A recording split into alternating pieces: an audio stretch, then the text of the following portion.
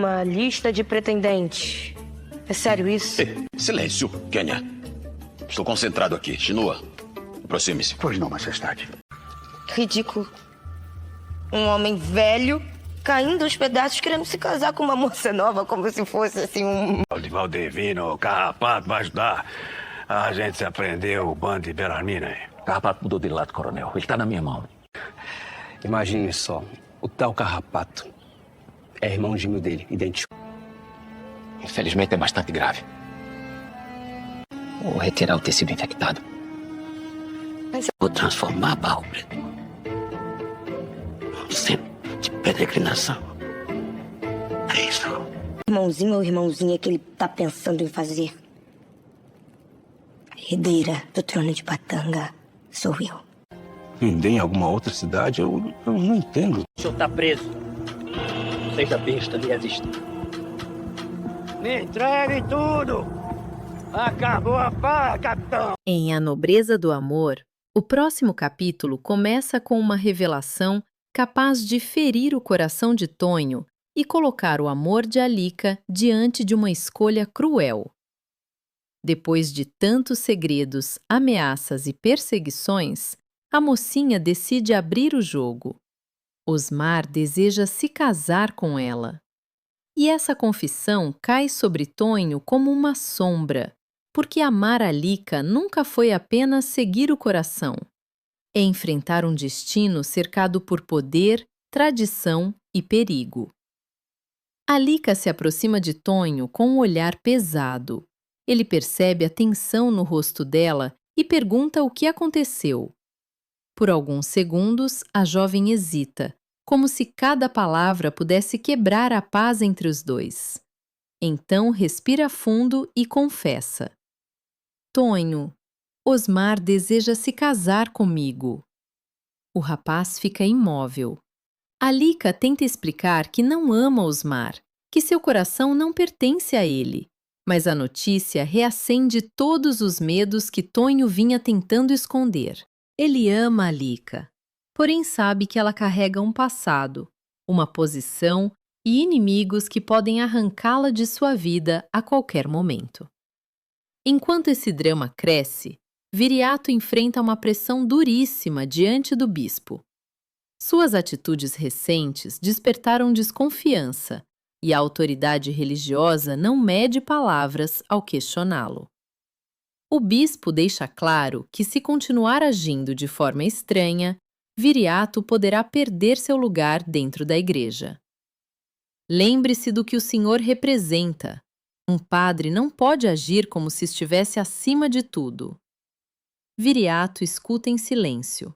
Finge aceitar a advertência, mas sai da sala sem dar explicações convincentes, deixando no ar a sensação de que ainda esconde algo maior. No mesmo momento, Mirinho volta a espalhar veneno.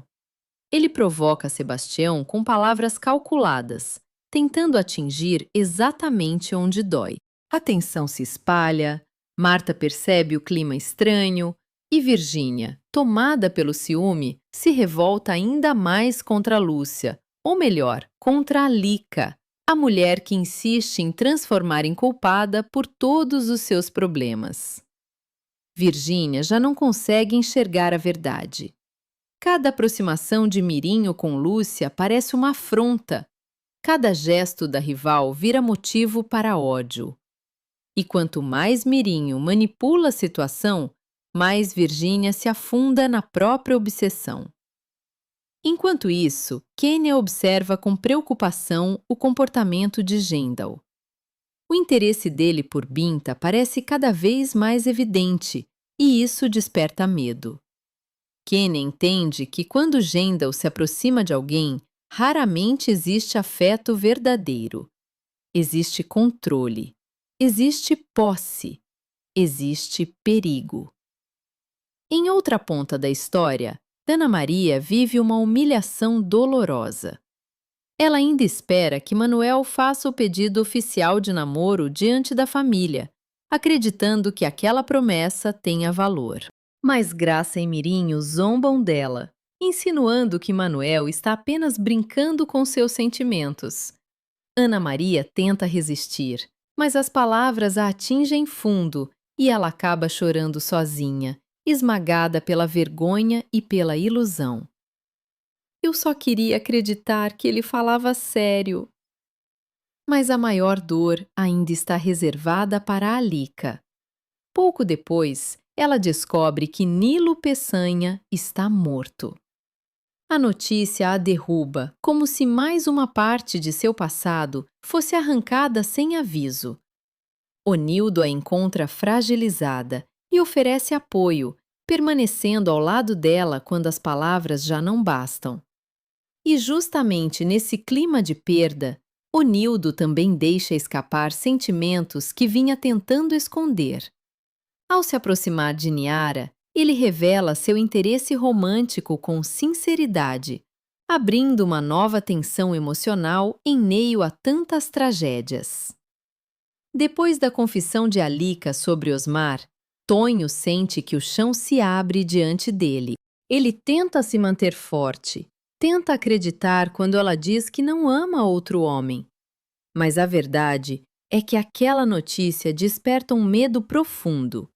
O medo de que o destino de Alika seja maior do que o amor que os dois construíram em silêncio. Ferido por dentro, Tonho procura Dona Menina em busca de conselho. A rezadeira percebe imediatamente que não se trata apenas de ciúme.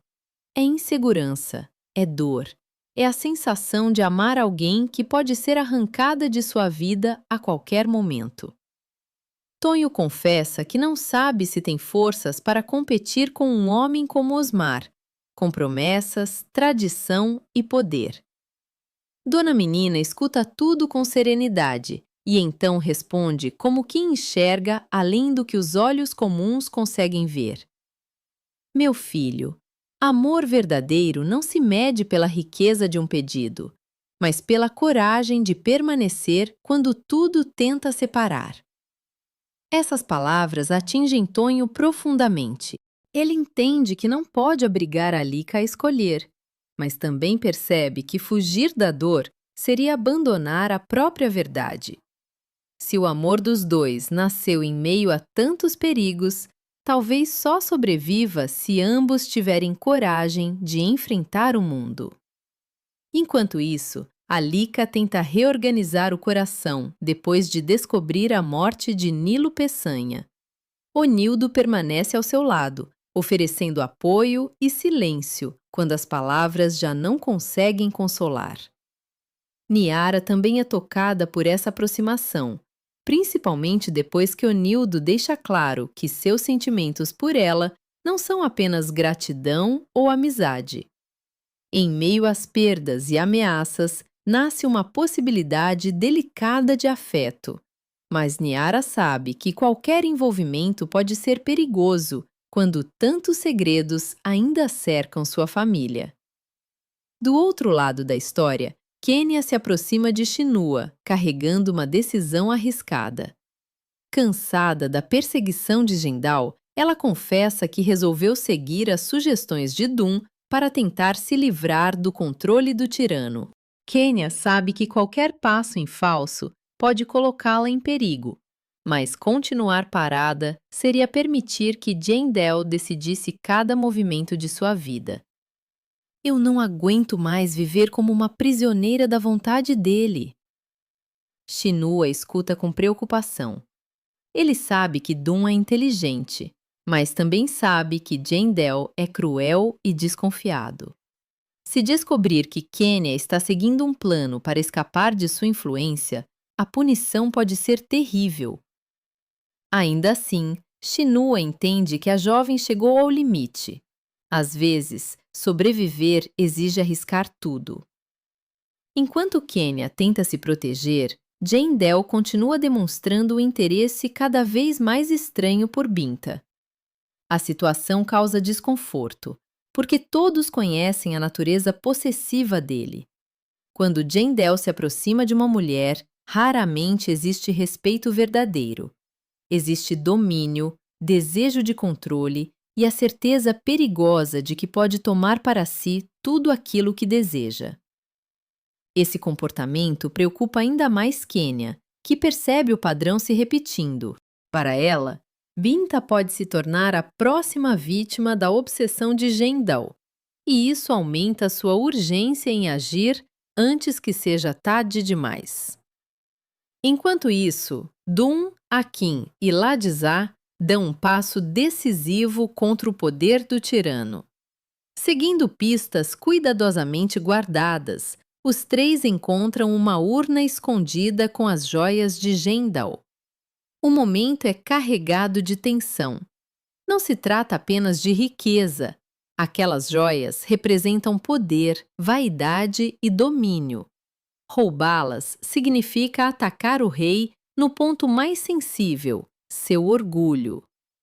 Akin hesita por alguns segundos, consciente do risco. Ladizá observa os arredores, temendo que qualquer ruído denuncie a presença deles. Dun, porém, mantém a calma.